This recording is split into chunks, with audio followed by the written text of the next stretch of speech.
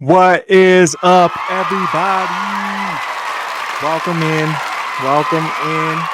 We are here at Talkin BS. I am your host, as always, Steven Zamora.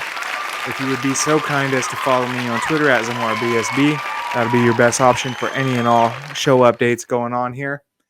And today I got a very special episode, one near and dear to my heart, as I spent a couple years living in this city, or I guess just outside this city, outside the perimeter. But I'm doing an off-season preview for the Atlanta Hawks, considering you guys just won the draft lottery. So, congratulations. Congratulations. That's awesome. Very happy for you guys. What we're going to do here today, we're going to provide an off-season preview. We're going to go over the weaknesses that you need to improve on. So we're going to look at all the things that you were bad at last year. We're going to look at all the tools that you have at your disposal to get better. Then we're going to get a checklist together of things that the front office must do this offseason to improve this team. And then we're going to go, like I said, over the draft. We're going to look at some trade options, and we're going to look at free agency as some different avenues for you to improve your team this year. Then at the end, we're going to put a nice final rotation together, nice 10-man rotation together for you guys that I hope you guys can be really excited about heading into the next season. So with that said, if you enjoy this kind of content, I make this stuff all the time.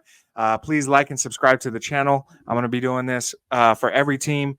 Hopefully I'll have every team done before the NBA draft in late June. So, stick around. A lot more content like this coming your way. But without further ado, let's get into it. The Atlanta Hawks offseason preview. So the biggest weaknesses that the Hawks need to upgrade. They were 29th in points allowed per game, 28th in fast break points allowed, 25th in points allowed in the paint, 30th in opponent effective field goal percentage, 28th in opponent three-point percentage, 27th in opponent two-point percentage, and 28th in block percentage. So basically all these numbers are on the defensive end, which is very, very comforting knowing that your offense is looking good, right? Going through all the numbers and stuff like that, you guys were always at least middle of the pack to one of the best offenses in certain areas, right? It's all pretty much defense. Every stat I just gave you right there is defensive numbers. So we're going to try to address a lot of that in this episode. So speaking of ways to get better, here are the tools that you have at your disposal to improve this team over this offseason. You have the first pick in the 2024 NBA draft. You don't have any second round picks until 2030. You have 12 players under contract and a big trade chip in either DeJounte Murray or Trae Young. You will be over the cap, but have access to the taxpayer mid-level exception. You could have up to 6 future first-round picks. So the cupboard is a little bare, not going to lie. You don't have a ton of assets in the way of draft picks.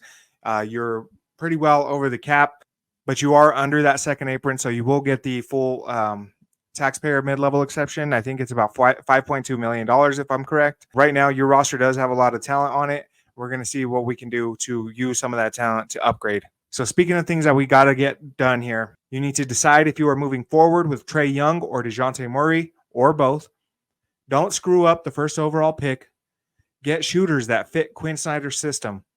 Consolidate and stay healthy. So I understand you guys had a very rough year last year. I know Trae missed a bunch of time. Jalen Johnson missed like the whole last quarter of the season. He was doing really good up until that point.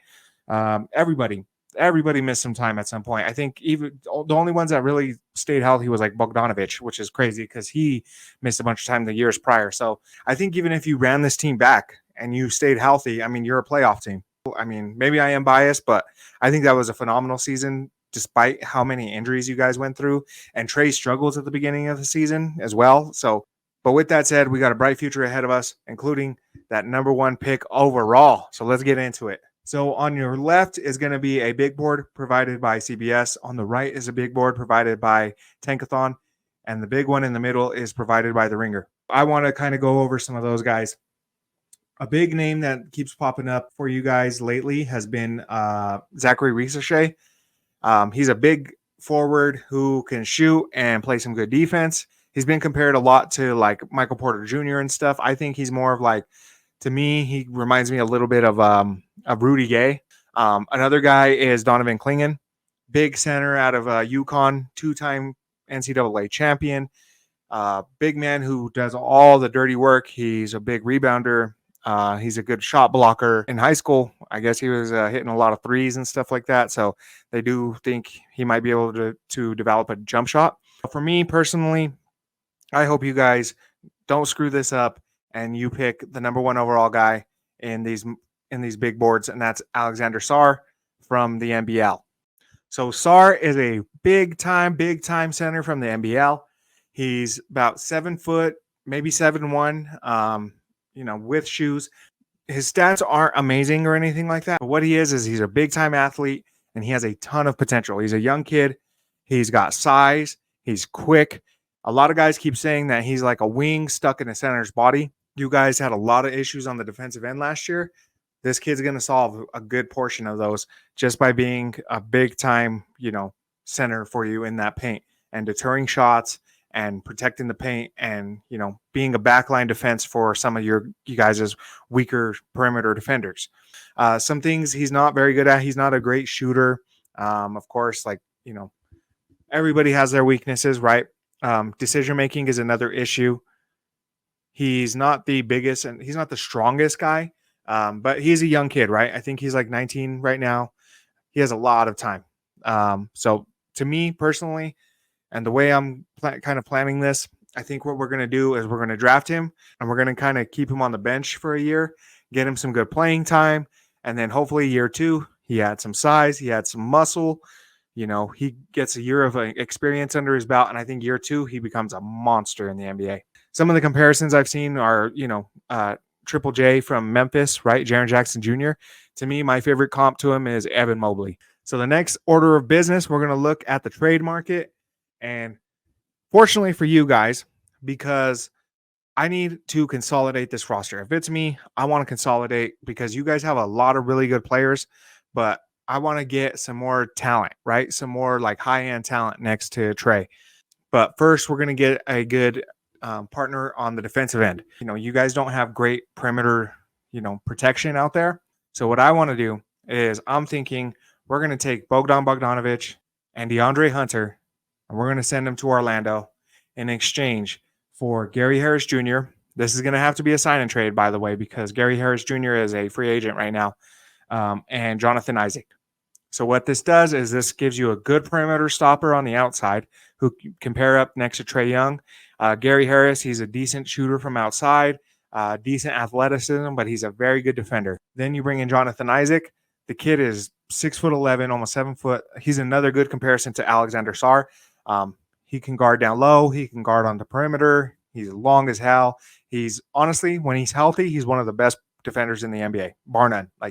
He's up there at least top 5 for me. You are trading Hunter and you are trading Bogdanovic. Some of your spacers. Hunter's a decent defender, but you got to give something up to get something back. I think this solves a good amount of your defensive problems. I think Orlando jumps on this because they need the spacing and the shooting as well. So I think this is a good even swap. Then we got the big trade. Okay. So like I said, we got to figure out if we're going to keep Trey or if we're going to keep DeJounte. To me, I know what Trey means to this fan base. You guys drafted him, and he's always been your guys' franchise guy. You guys went through some tough years before you guys got Trey, and I know the fan base loves him. Believe me, I know. Like I said, I live there. I know what Trey means to the city of Atlanta. So we're not going to do that. What we're going to do is we're going to find somebody I think can complement Trey and help get this team over the hump because I think he deserves it at the end of the day. So what we're going to do is we're going to call up New Orleans and we're going to send DeJounte Murray and Clint Capella to the New Orleans Pelicans in exchange for Brandon Ingram and Larry Nance Jr. If these guys can stay healthy, man, this is a squad, okay? This is a squad. You got Brandon Ingram on the wing, who's almost 7 feet tall, can handle the rock, can get you buckets like nobody's business, one of the best bucket getters in the NBA. He's a very good facilitator for what it is. He could play the 2, the 3, the 4, a lot of versatility there. And now he's flanked by a lot of guys like Alexander Sarr, by like Jonathan Isaac, by Gary Harris. You've got good defenders on this team now, so now you can bring in a guy like that who can help Trey on the offensive end. Brandon Ingram can hold his own. Same with Trey. Trey's improved on the defensive end as well this year. what I want to do is, you got to strike a balance. You got to have guys who can get you buckets, and you got to get you guys who can defend the rim. You also get Larry Nance Jr. in this trade, who's another good defender, another big man. You're going to need that depth now that you're kind of consolidating some of these pieces.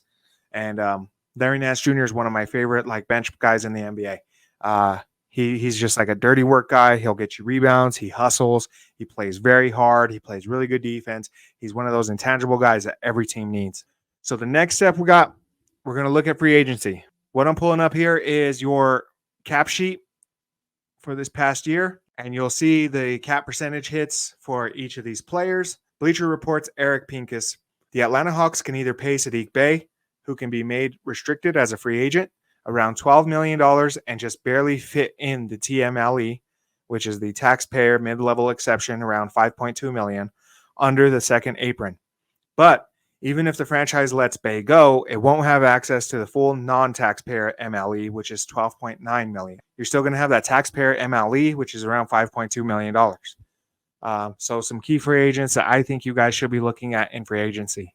So we're going to stop at the top with the guards, okay? Because right now, you're a little thin on the guard position. You got Kobe Buffkin still. You could play AJ Griffin at the 2. But other than that, you got Trey and Gary Harris. So, you might need a veteran guard in there just in case Kobe's not ready or, doesn't turn out great, or AJ can't really, fit well at the 2 or something like that. Kyle Lowry, Reggie Jackson, Patrick Beverly, Dennis Smith Jr., Delano Banton, Patrick Mills, Malik Beasley, Isaiah Joe, Lonnie Walker, Evan Fournier, Haywood Highsmith, and Reggie Bullock. So a long list, right? I think 3/4 of that list is all guards. Because like I said, you're going to need some veteran experience in there. Some guys I really love. The fit with this team is like Patrick Beverly. I think he could bring a lot of toughness and attitude to this team that you guys need. Delano Banton is a good tall guard that you can throw out there if you need an answer for one of the bigger guards in the NBA. If you need some shooting, right?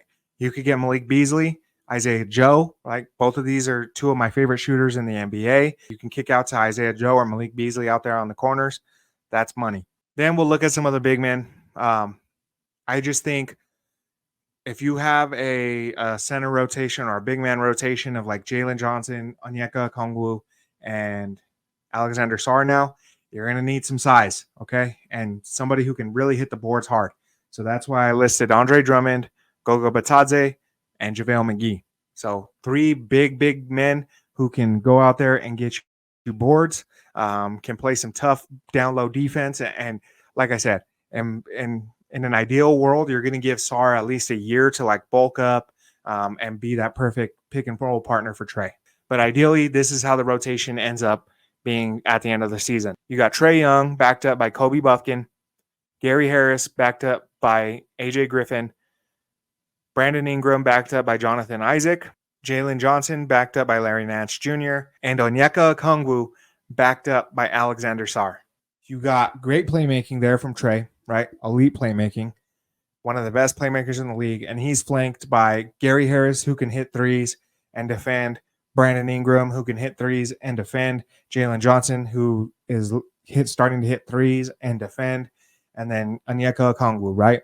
Who's got a bright future ahead of him and honestly probably should have been starting these past couple years.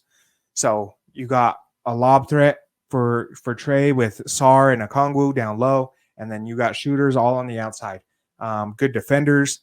So like I said, we had to find shooters that would fit Quinn Snyder's system, because if you remember his Jazz days, right, it was 4 out, 1 in. You got another guy in Brandon Ingram. If you can't get the pick and roll going and get those shooters open, BI has no problem hitting, getting some ISO game in there and getting you an easy bucket every now and then.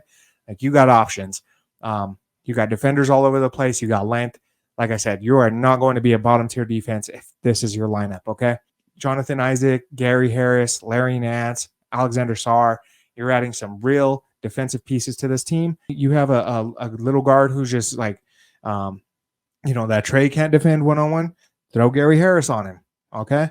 Then you can hide Trey. You need a wing stopper. Jonathan Isaac's right there.